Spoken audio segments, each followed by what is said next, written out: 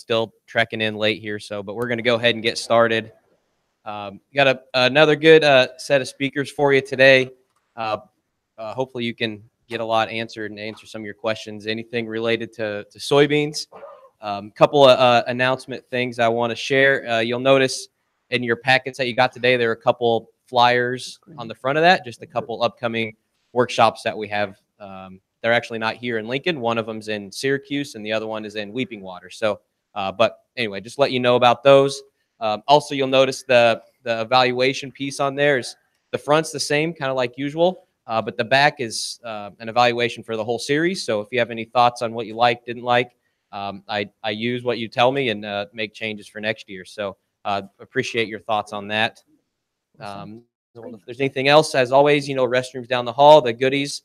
Today's sponsor is Nebraska Soybean Board. So if you know any soybean board members or know anyone at the soybean board, make sure you tell them thanks again for their support of what we do here. I think that's it. The first speaker up today is Stevan Knezevic. He lives up in northeast Nebraska, so he braved the warm weather down here in the south to make it. So again, he's does a lot of work with Dicamba, and as you know, there's a lot of discussion around Dicamba this year. So we thought it'd be a fitting talk for our soybean day. So I'm going to go ahead and turn it over to him. Again, if you have questions anytime, please feel free to ask and interrupt him. He needs to be interrupted every once in a while. So with that, I'm going to be done. So thanks for coming. I think you said enough. I know. Okay, good morning, everybody. Does this come through okay? All right, so good morning to those that are going to be watching this. Looks like since they're taping me, I have to behave today a little bit. I do know, or I do recognize quite a few faces in this room, so I'm not a complete stranger to all of you guys. I came to Nebraska 20 years ago. I was a skinny guy, and 20 years later, I started getting my belly a little bit, my hair is turning gray, but I guess it beats the alternative. So, okay, where do we want to start with Dicamba, guys? I do have about, what did I email you? 60 some slides. He printed everything out. I told him that's some top secret in there. You shouldn't be sharing all that information, but I sold it. You sold it. It's all right. Okay, we'll spend about, I would say, 35 minutes talking about Dicamba, and then maybe another 10 or so minutes with a little bit of introduction. So I've given this talk already about, I don't want to say almost a dozen times, just in the last 2 months. So I've been on the road a lot, and so let's get the ball rolling. I'm going to start off by giving you introduction on what are we going to see over the next 4 or 5 years. We've been using Roundup Ready technology and different forms of Roundup over the last 20 years or so. And then since development of Roundup resistant or glyphosate resistant weeds, the industry is working really hard to come up with the new active ingredients. But along the way, they're working on this biotech train, which is actually from the economic standpoint, at least from the corporate side, it looks like it's cheaper to develop these than to come up with the new active ingredients. So basically, since we're not going to see a new active probably for a little while yet, here are some of the new GMO traits that we're going to see. So I'll talk quite a bit about Dicamba beans. If you guys planted some last year, you probably already know most of the basic stuff about it. And then so we don't know what number of acres going to be planted this year. The 3 products that are there, XtendiMax, Fexapan, and Ingenia. And the first 2 are pretty much the same thing. You take a jug of XtendiMax and you flip it around and you put a label of Fexapan on it, and then it's the same It's basically the same product. Ingenia was developed by BSF and their work. So I had a chance to work with all these compounds. That's just the name of the game for us. What I did bring here today is a box of weed guides, Nebraska weed guides. I'm sure you guys are familiar with this. And if you're not, you better come and talk to me. I brought a little 2x4 so I can talk to you if you don't know what the Nebraska weed guide is. But anyway, I'll ask you some questions here, and then I'll pass some of these around. If you have the right answers, you get a free book. At the end of the day, even if you don't have the right answers, I brought about, I think this is like 18 or 20 in the box. So we'll just let you guys take that home. So anyway, and what I was going to say is we don't know what number of acres. Last year, they said about 30% of beans were DT across the whole country. Some area had 50%, some area had 10 or 15, just depends on the geography. So anyway, so we'll see, how that goes this year.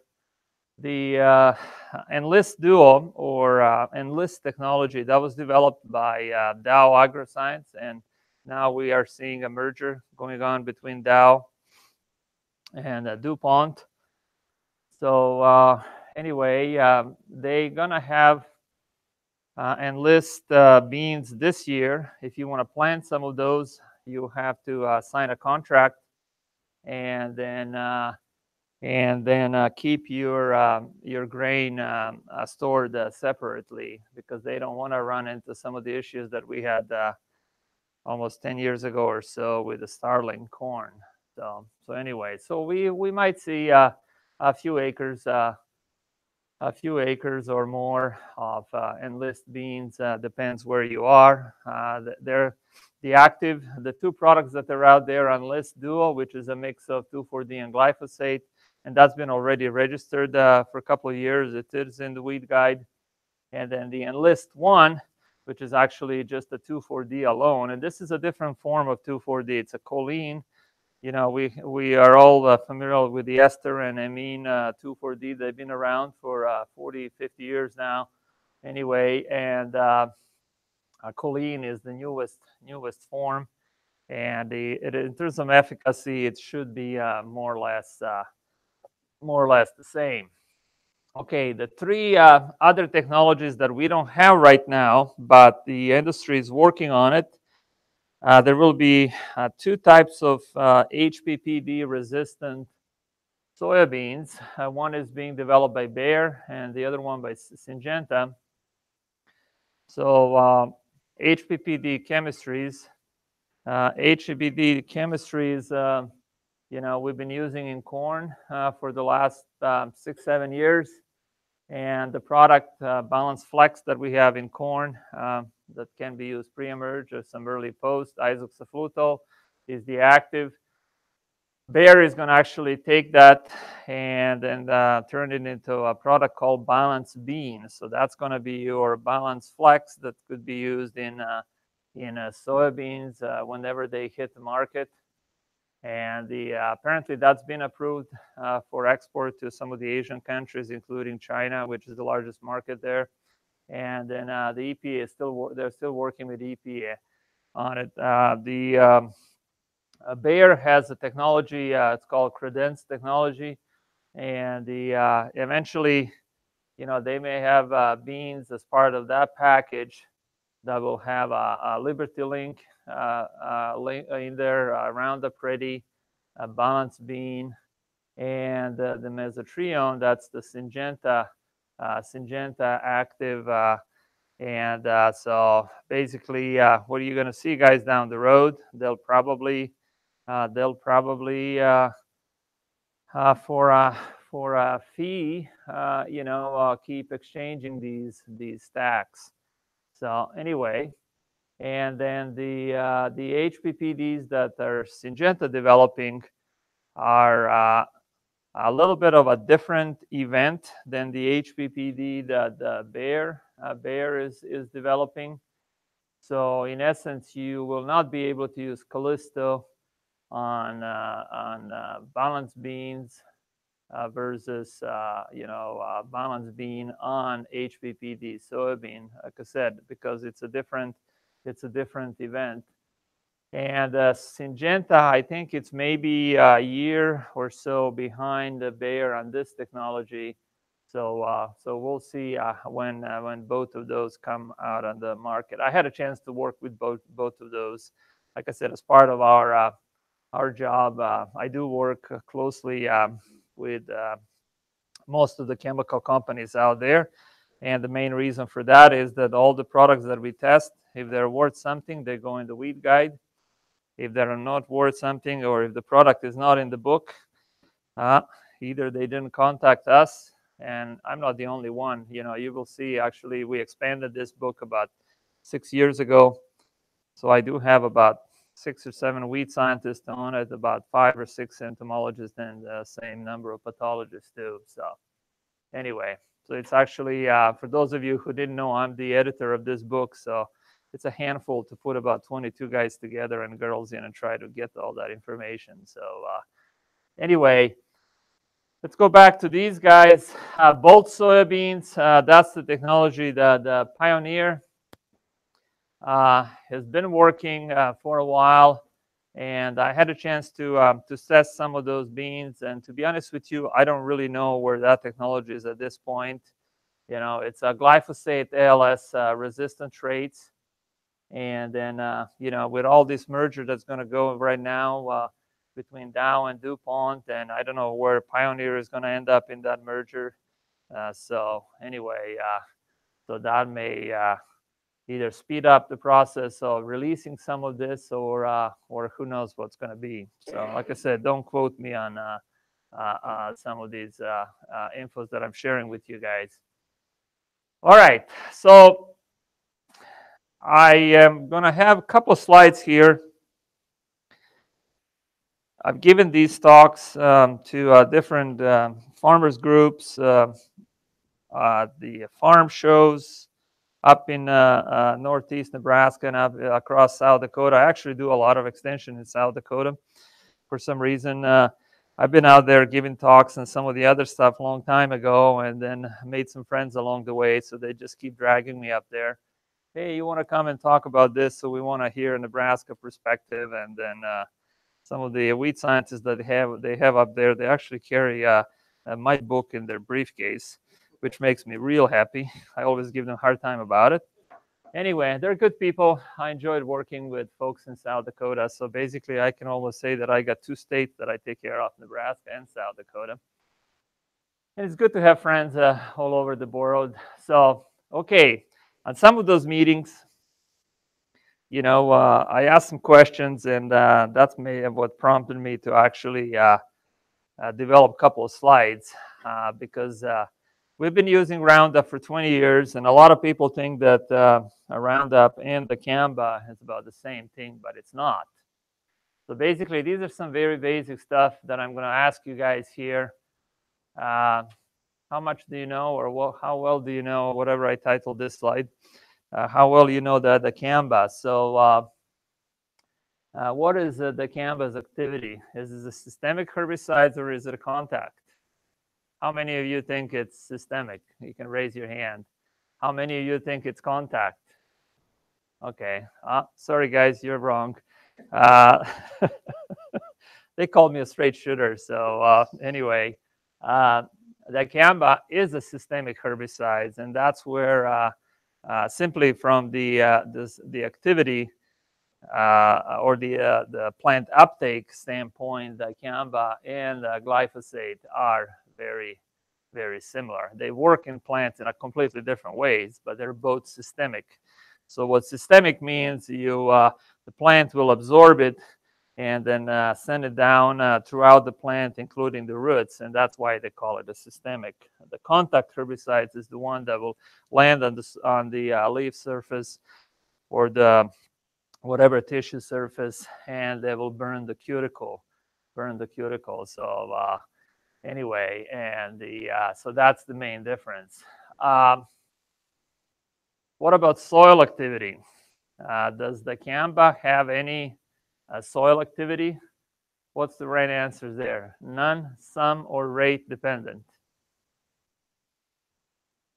How many of you will say none? Okay. How many will say some? All right. And then how many will say rate dependent? Okay. So the truth might be between, B and C. Some might say, oh, what do you mean some? Well, some means rate dependent. So this is how professors play tricks with students. So this is how we keep you guys on your toes. Anyway, see, so far I haven't given any book out. Tyler, you want to get busy with that? That's why they're here, right? I know. That's why they're here. Okay. All right. Yeah, it is rate dependent, and I'll talk about that. I'll talk about too. So what about glyphosate? I think I already gave you an answer for number 3. It is systemic. What about number 4? Does glyphosate have any soil activity? What's the correct answer here? None, some, or rate dependent? None. Yes, the glyphosate will bind tightly with the organic particles in the soil or on whatever is on the soil surface. It could be a biomass, could be a soil particles, and then it's not biologically active for the plants to take it. It can be washed away. Quite frankly, after glyphosate application, if you had a heavy rainfall and some of that soil get washed away, and if somebody picked up the soil, take the samples, they can actually detect glyphosate in the runoff water, surface water, but it's not biologically active for the plants to take it up. All right, so we got one more page of that. We've been using ammonium sulfate, and that's kind of a standard around here. We got water that's a little bit harder.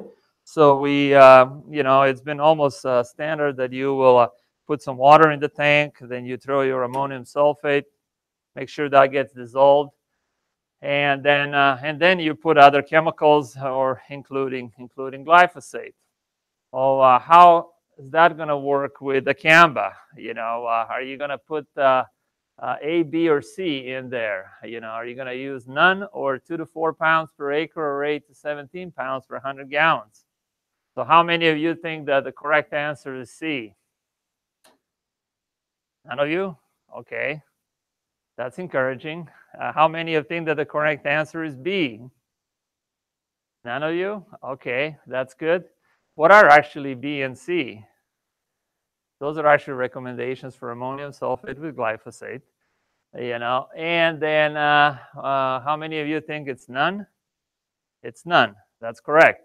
So this is going to be actually one of the biggest game changers out there, that we have to break that habit of doing the same thing over and over. We are all creatures of habit, including myself. So that's going to be the biggest no with the Dicamba technology, and I'll give you some reasons later on. Or I might as well give it to you now since we're talking about it. Basically, what's happening is if that ammonium sulfate will react with this form of Dicamba, and apparently makes it a little bit more acidic, so that makes it prone to volatility, and that's why they don't want you to add ammonium sulfate. Okay, nozzle selection. With Dicamba, is it not important? Is it somewhat important, or it's critical? What's the correct answer? How many of you think it's C? It's critical. It's extremely critical. With glyphosate, nozzle selection is always important because we try to calibrate our equipment. We try to minimize the drift. So the nozzle selection is always important.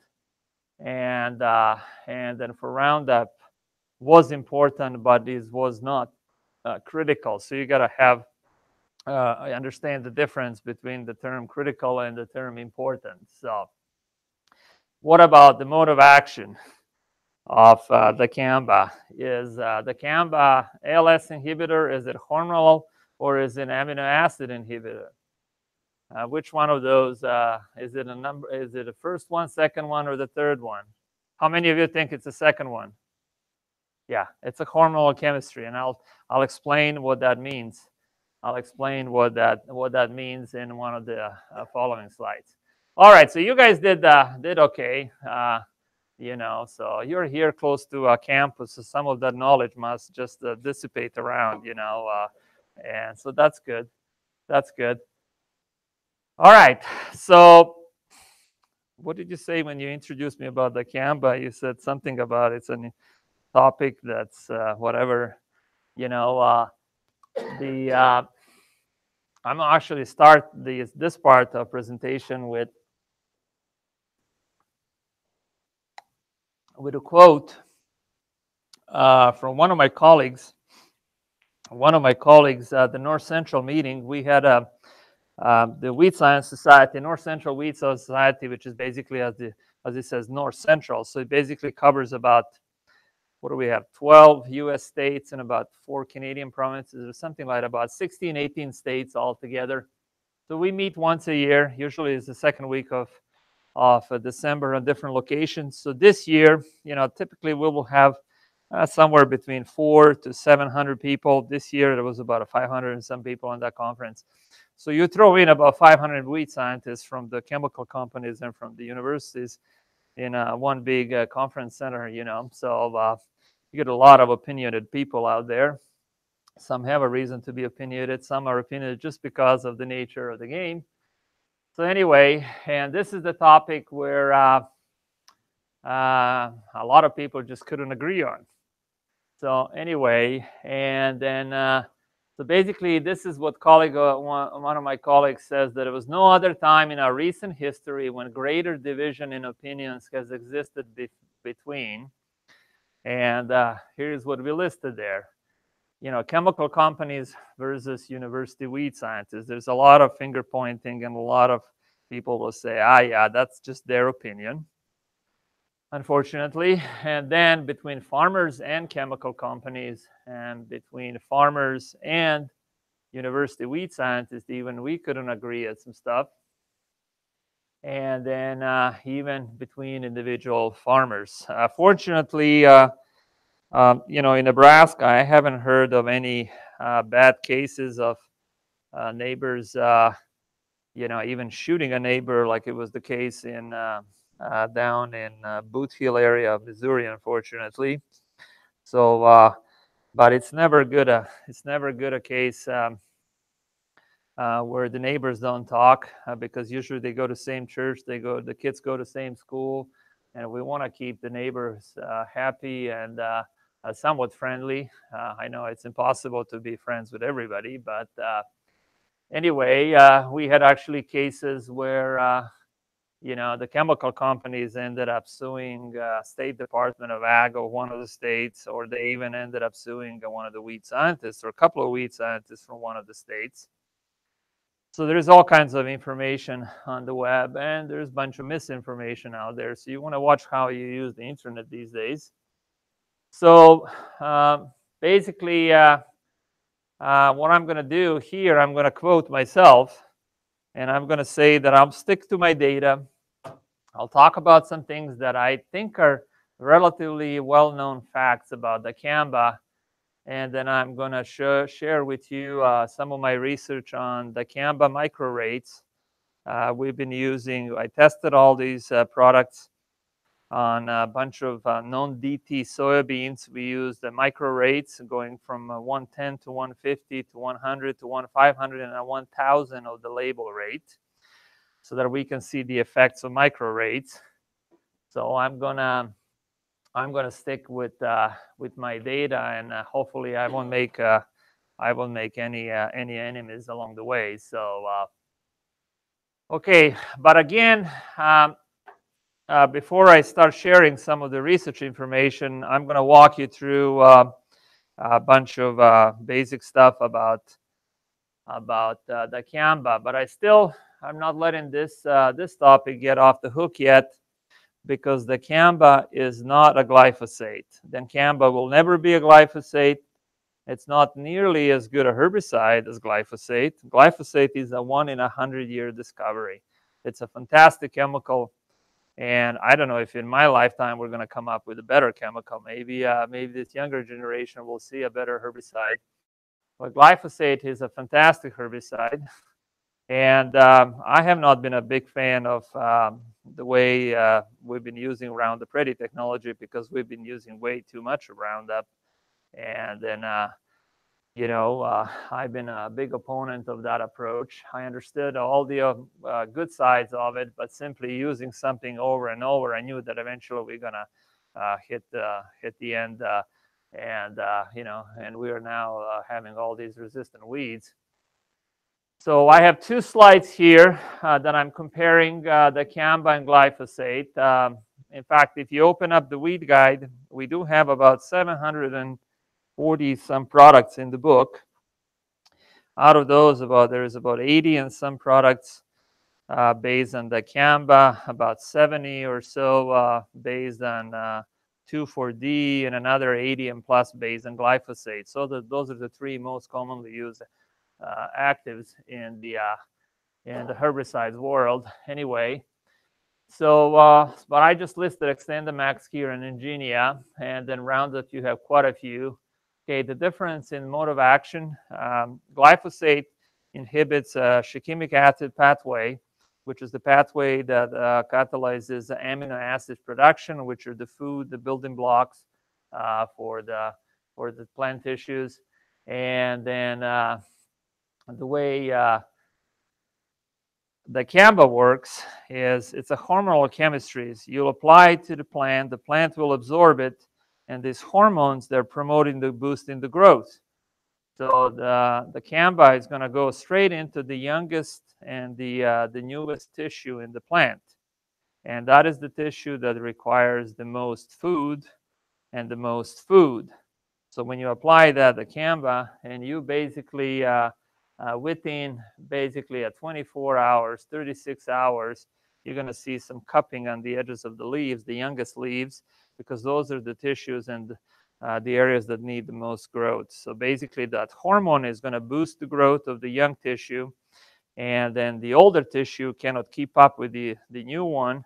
So you end up with that curling and twisting, and then you will see, I have a lot of photos in this presentation where you end up with that curling and twisting. We call that, it's a scientific jargon, we call it epinasty.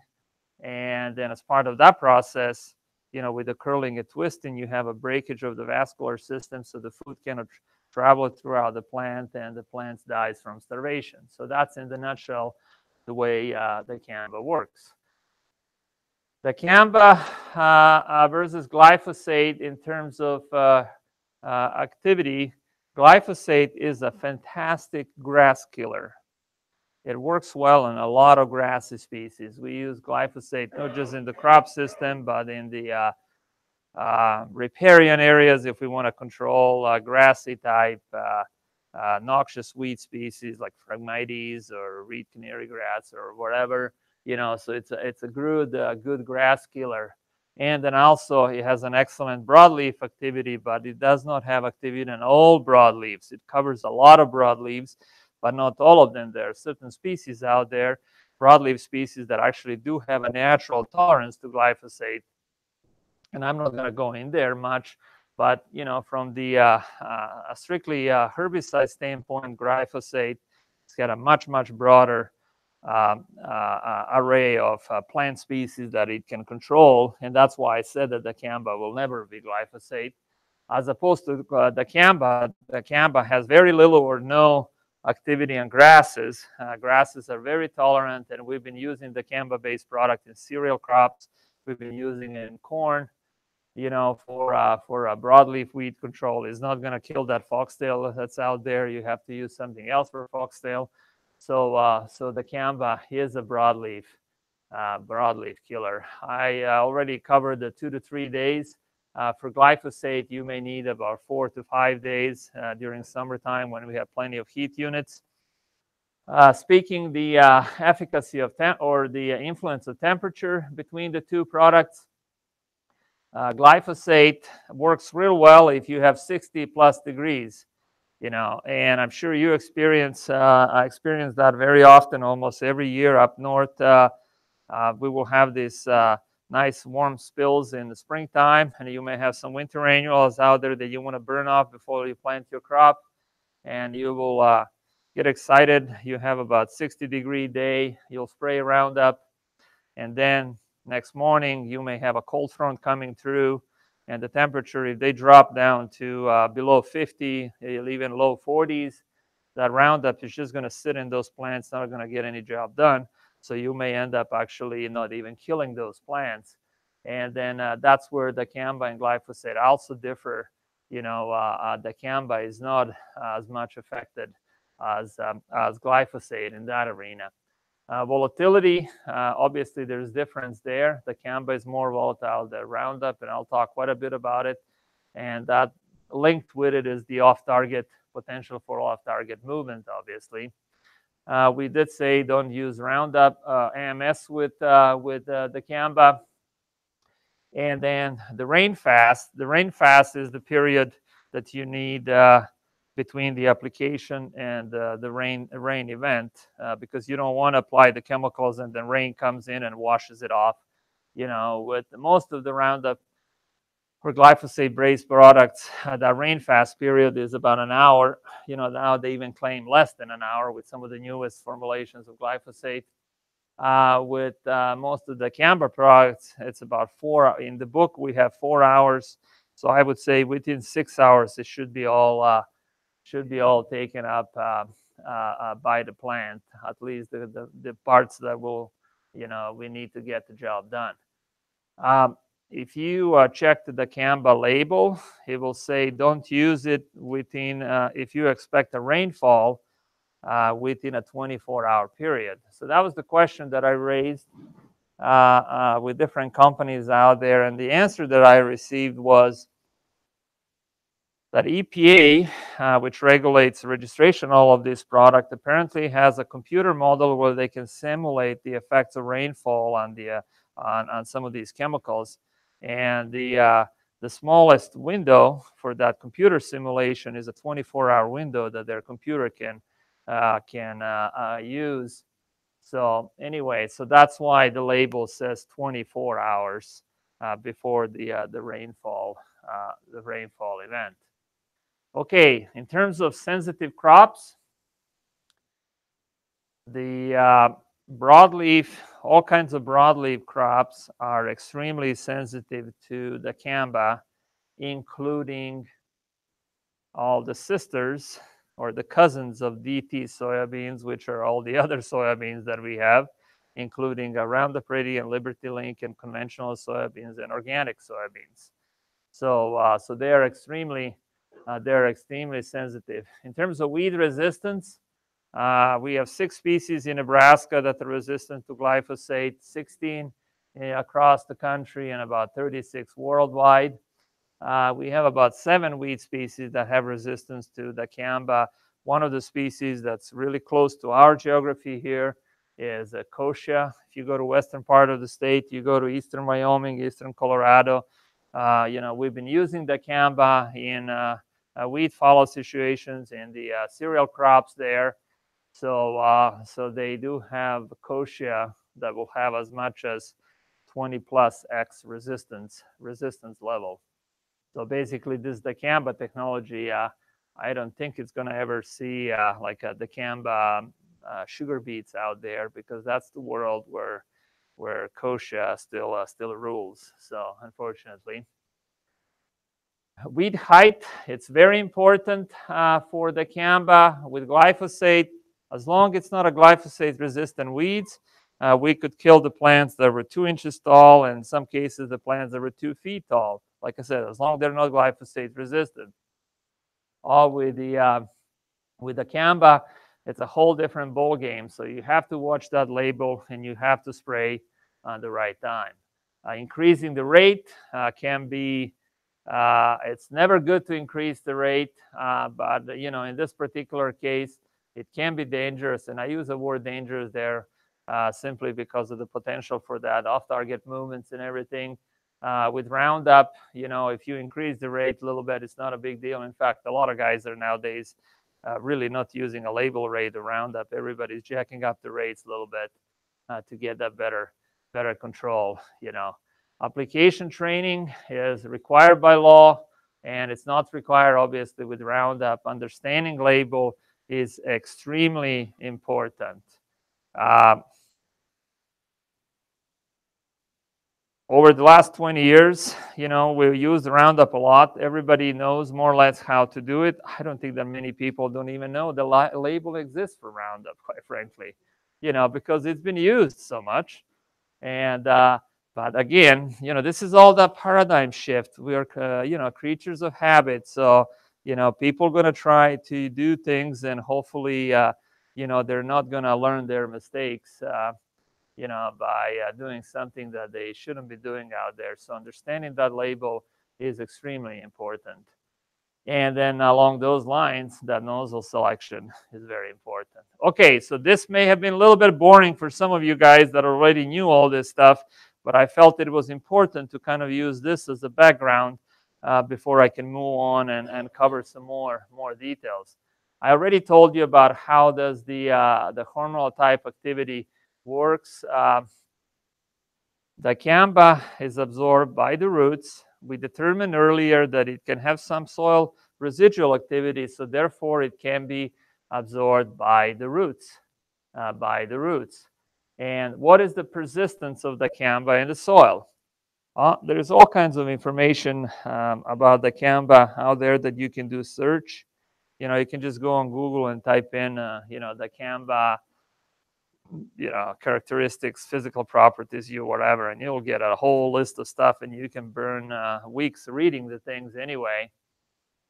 It's rate dependent. The 22-ounce rate, if you use out there, which is one of the recommended rates for some of these products, it might be less than for others.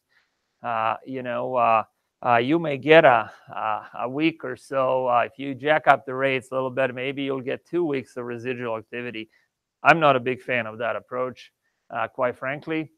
So if you can stay away from that and just use dicamba post-emerge, probably that's the best to deal with this. In terms of persistence, if it's a wet soil and everything, it might be a couple of 3 weeks there. If it's a dry soil, you may get as much as 3 months. I don't expect to see much of that.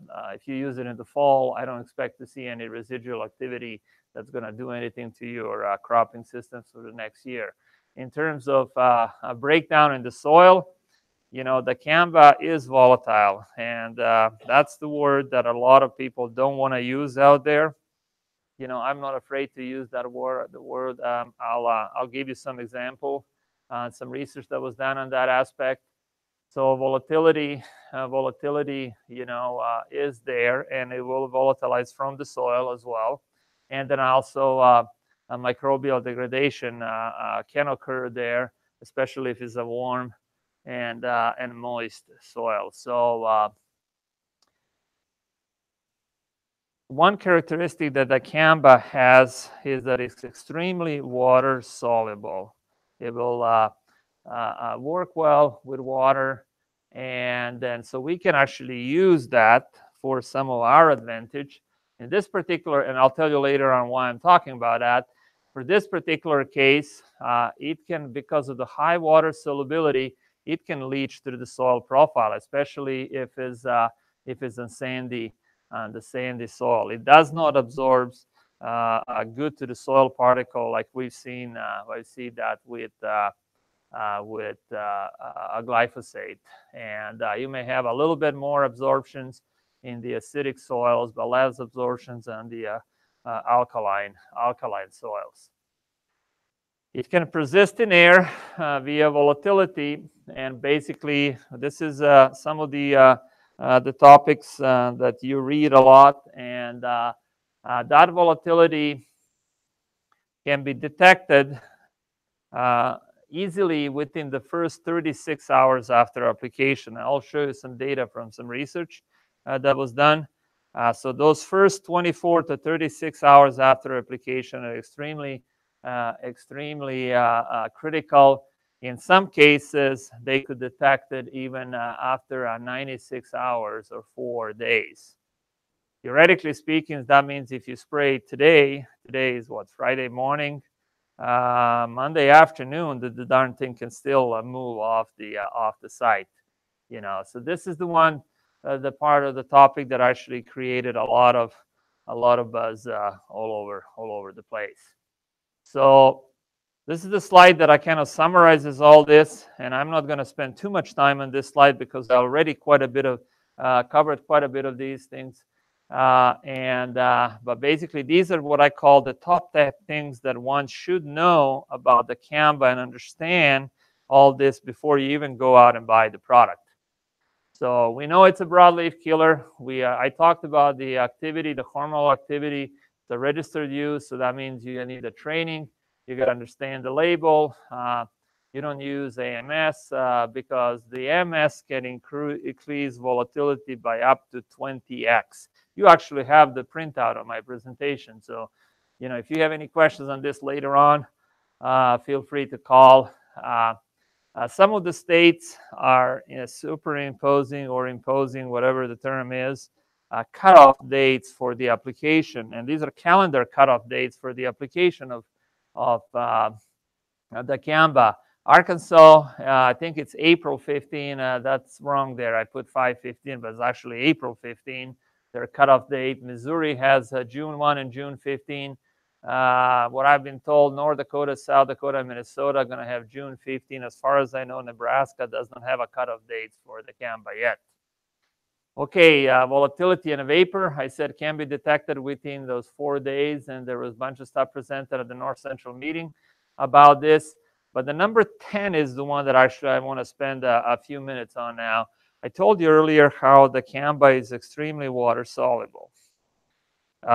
So here is what I'm proposing. I don't have any data to back up what I'm going to say, but I'm going to tell you this simply as your friend, as something that actually can save us maybe some headaches down the road.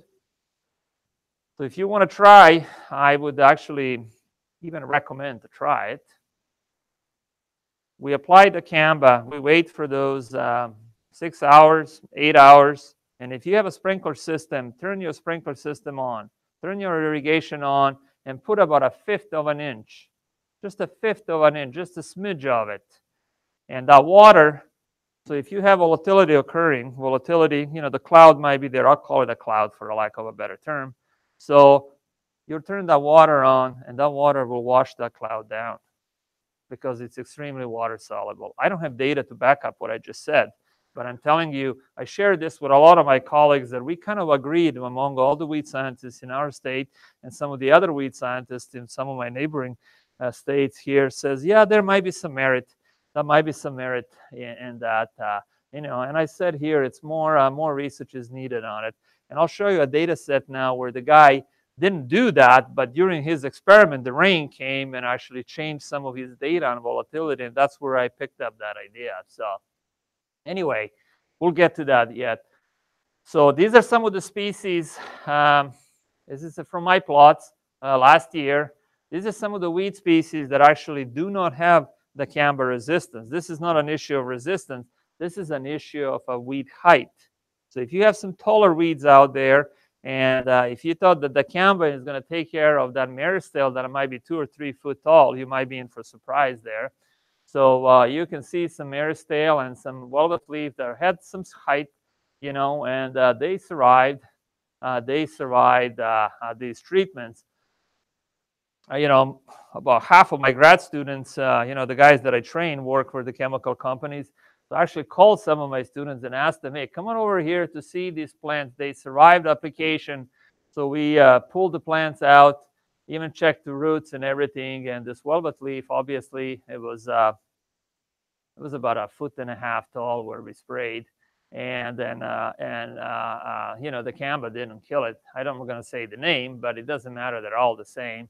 You can see this water hemp, how it was all wrapped there and everything. But then you see on the bottom here, the branch is coming on the side, and it survived the treatment. So anyway, again, you know, if this was not a glyphosate-resistant water hemp, the glyphosate will kill this water hemp. That's why I'm saying you guys got to watch how with your expectations. Okay, so now you think you've done all of your research and you you've done all the training, you go out, you're getting ready to spray, and then you got to watch for a thing that's called wind, and that blows in Nebraska all the time.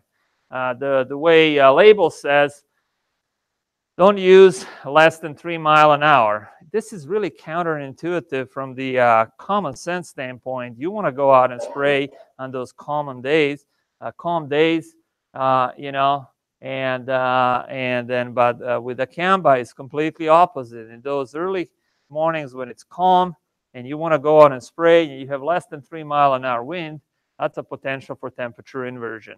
That's why they don't want you to spray on the wind speeds less than 3 mile an hour. So they say 3 to 10 mile an hour. So now when you look at this table here that shows a wind speed for Concord, that's northeast from here, and hopefully we'll spray this in May and June. So we may have 15 days or 20 days in the months of May and months of June with that wind speed there. If you're in Ainsworth, maybe 19 to 23 days between those 2 months. If you are in a central city, it might be 22 to 20 days. The guys in New York last year were better off, I guess, 23 to 26. So as you can see, you got to pay attention to that wind speed. And you may start in the morning when the wind speed is 3 to 10, but the wind is something that's totally unpredictable. It can change, and then that can throw another monkey wrench in our plans. Okay, so now I'm going to walk you through looks like, Tyler, I'm talking too much, so I might be a little longer, but we'll get it done. This is the work that Tom Mueller, a colleague of mine from University of Tennessee, has done, and we shared this information among the wheat scientists. He compared some of the Dicamba products and then look at their volatility from different surface areas. So basically, he went out and sprayed products, and then he measured volatility on 0 to 6, 6 to 12, 12 to 24, and 24 to 36 hours after application. This is what some of the equipment that they used. They bring that out after application. They take the air inside that little box. There is like a filter paper where they collect that and bring it in the lab and analyze the samples. And a long story short, this is in Tennessee when they've done that work last summer. Day temperature will run from 60, go about 80, drop down at night, and go back about 80 or almost 90 degrees. And then this is where he compared. This is a time after treatment, 0 to 6, 6 to 12, 12 to 24, and 24 to 36 hours. And he compared the level of Dicamba that they detected from those samples of the green plants, dead plants, which is the residue, and the tilled soil, tilled soil.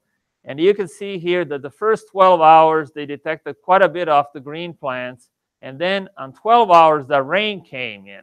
He said he had a rainfall that occurred 12 hours later. And you can see how that level of Dicamba dropped way down. And that's where I picked up that idea. Oh, we can do that in Nebraska because we do have quite a bit of irrigation system. So the long story short basically is that the volatility of the green plants versus dead plants or tilled, is obviously much higher. So now he also compared the 3 products, Clarity, Ingenia, and XtendiMax.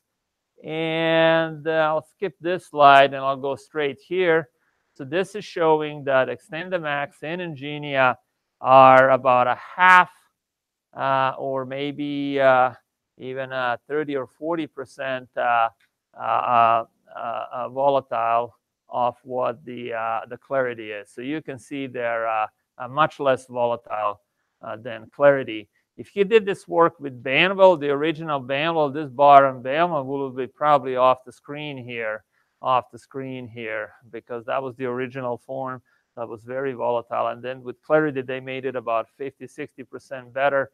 And now with Ingenia and XtendiMax, they made it another 50 or 60% better. Or maybe they can come up with the 3rd generation of these or 4th generation and make it another 50% better. We don't know. So anyway, he also compared that with Roundup. If you add Roundup into Ingenia mix, they thought that that may increase volatility, but apparently that was not the case.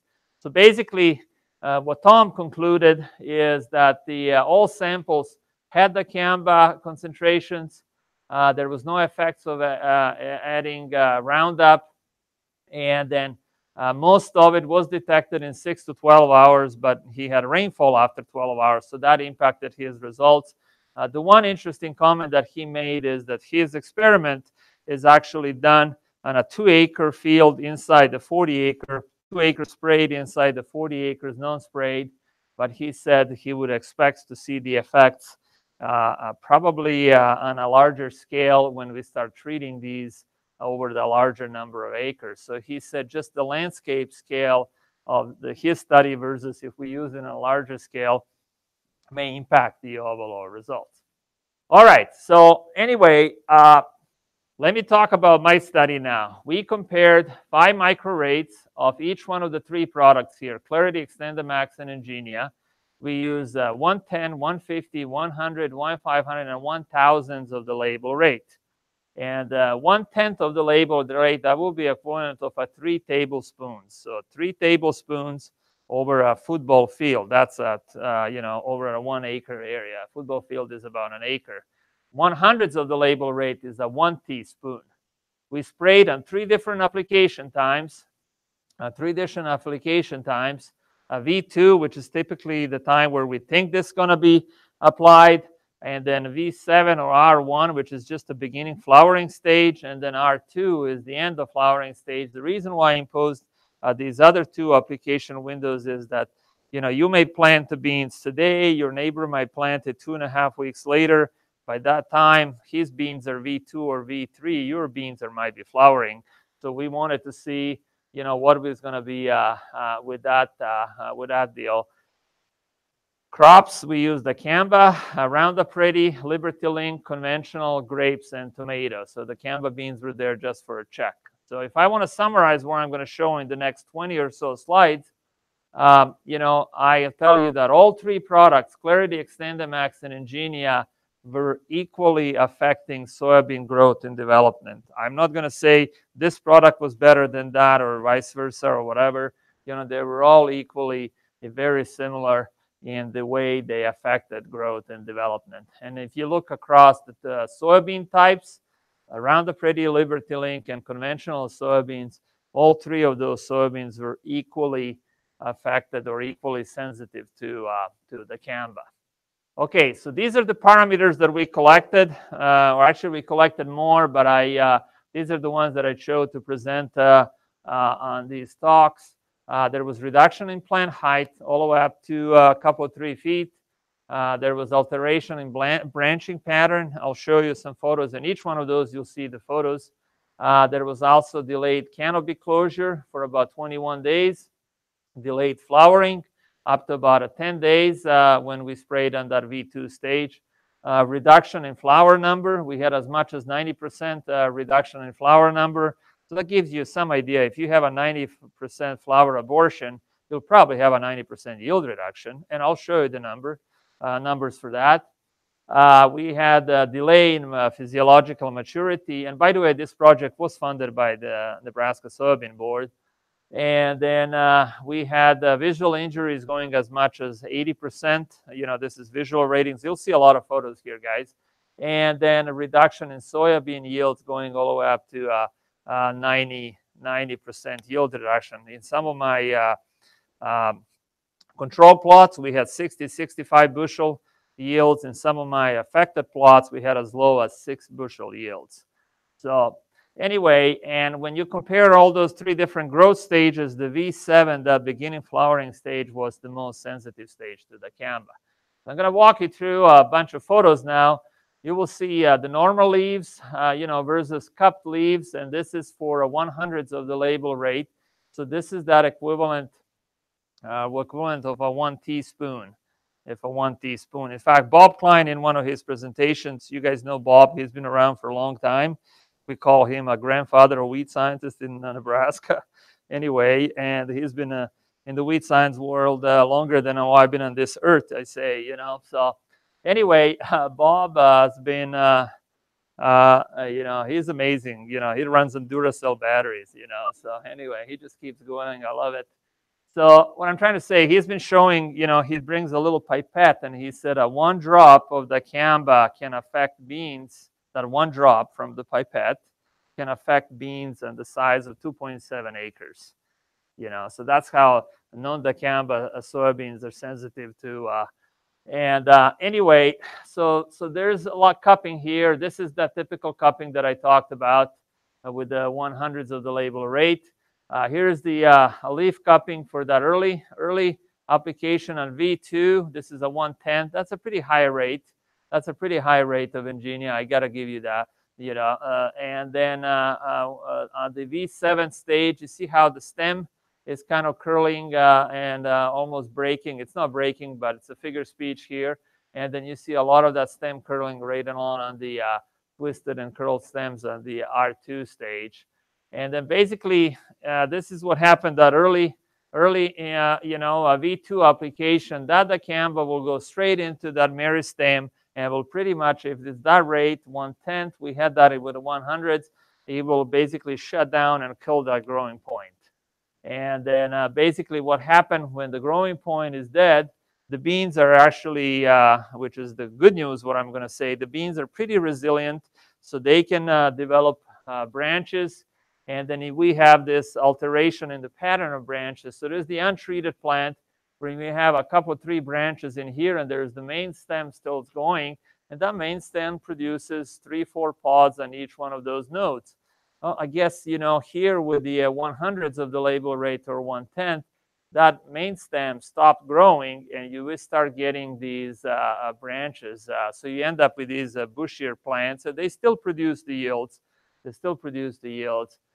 So anyway, here's the clarity, and I'll be going in between all these different processes. Like I said, I'm not trying to pick on one product or another. I'm just sharing information from all three. And then this is the clarity. You see the reduction in height, 8-inch beans versus 32-inch beans. So there's quite a bit of reduction in height there. The same here is with the 1/10, 100, and a 1,000th of the label rate, 1,000 of the label rate. This is Ingenia applied on the flowering stage. There is another. You can see that stem. Looking at these photos, we actually have a little small discipline in our big discipline of weed science. We call the forensic weed science, where you can actually, by looking at the plants and the symptomatology, you can pretty much pinpoint the time in the season or in the relative to growth stage of the beans when did the chemical application occurred. So you can see this stem there when it started curling and twisting. That was just during the flowering period. And then you'll see pods here that may have only like 1 or 2 seeds. In some cases, like in this photo, where they had only one seed in the pod. And typically we're going to have about 3 or so. Anyway, there is the delayed maturity, but about 15 days. So, and then another shot of delayed maturity there. So, okay, so let's talk about some visual injury ratings here. This is a 1/10 of the label rate, and you should have this data with you. So you can see here across these 3 products and across the DT, around the Pretty Liberty Link, and conventional beans, you look at all these numbers. There's all in the 70s and 60s. The amount of visual injury, and that's that rate of 3 tablespoons or 1/10 of the label rate. You go to 150, you still see a lot of 60s, 70%. If you go to 100, you're down now, maybe getting some more 50s, but it's still quite a few, and that's a 1 teaspoon equivalent per acre basis.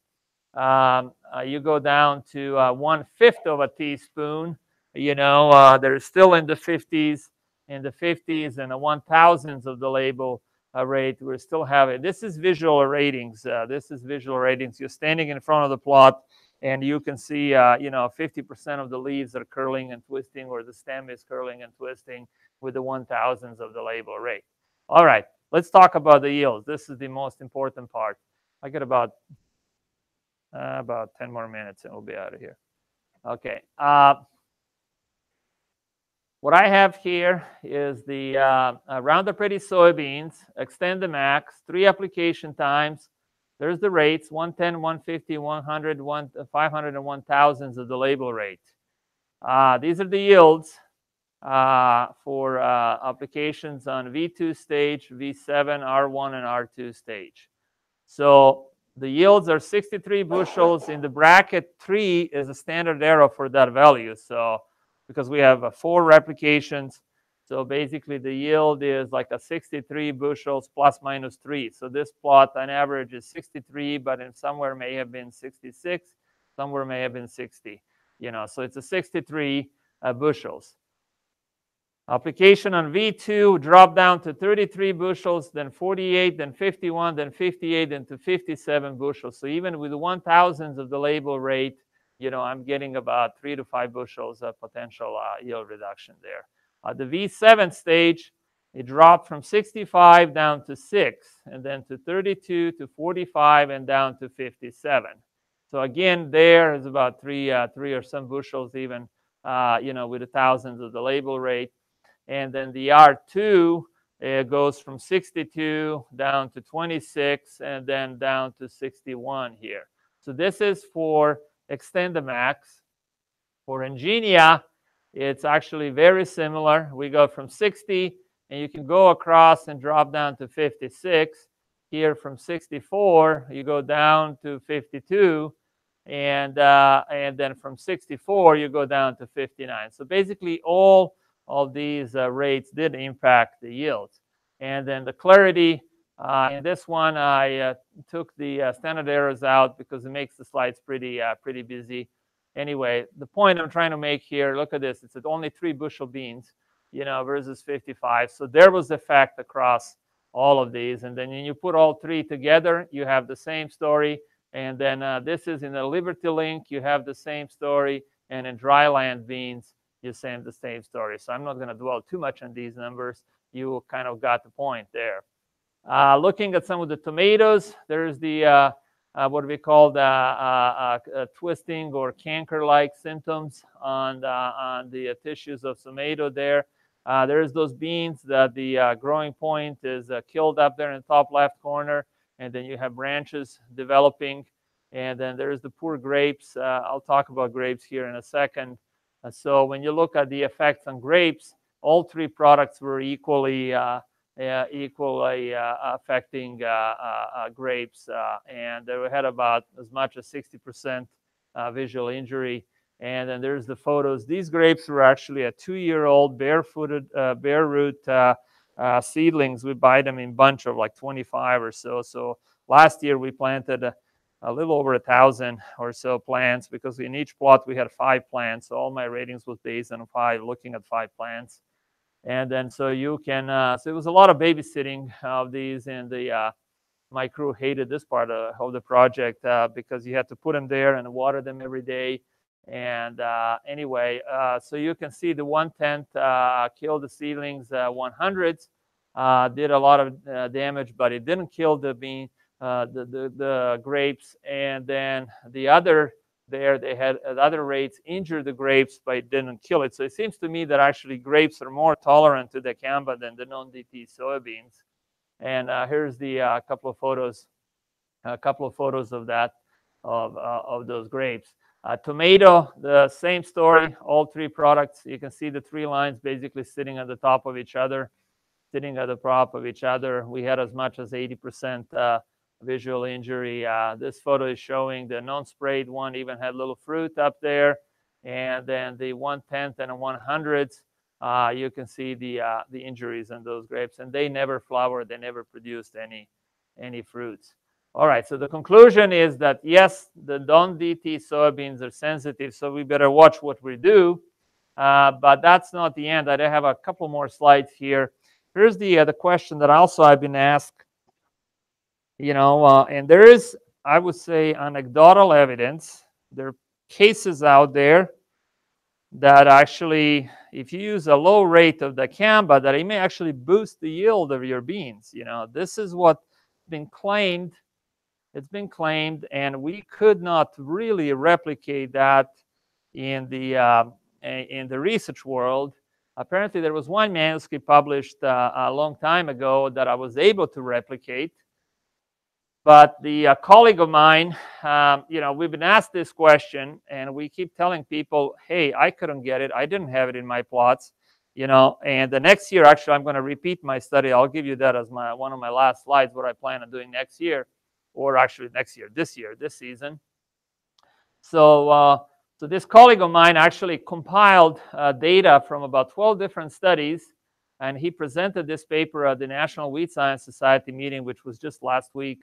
And I was working with him when he did this. So basically, he looked across a bunch of different work that was done.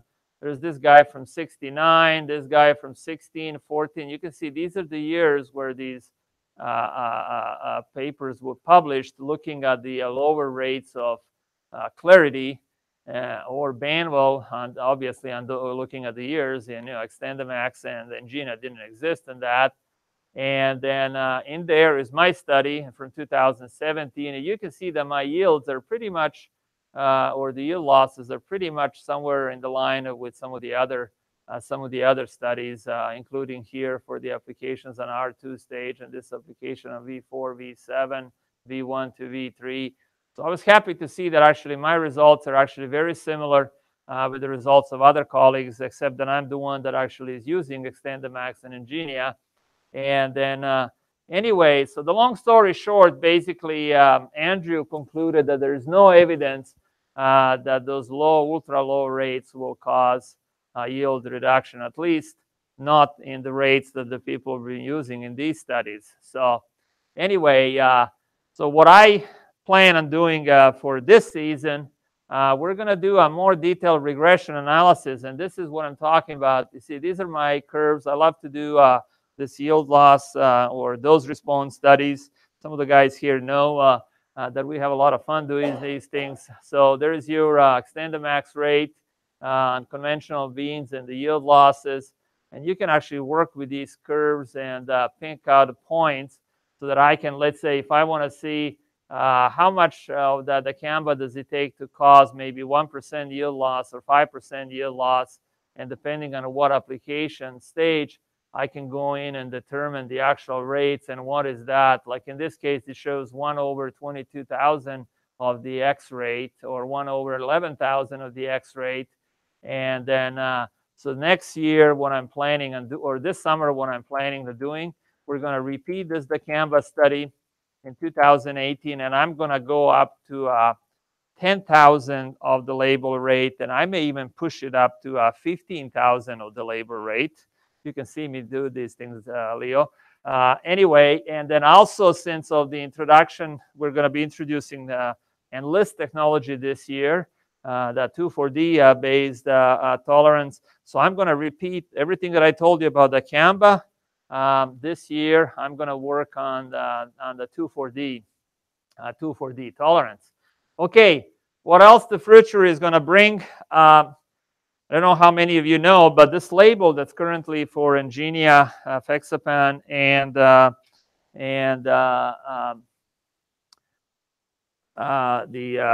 Monsanto's product, what I'm trying to say here, the label, Extendamax, the label expires on the end of this year.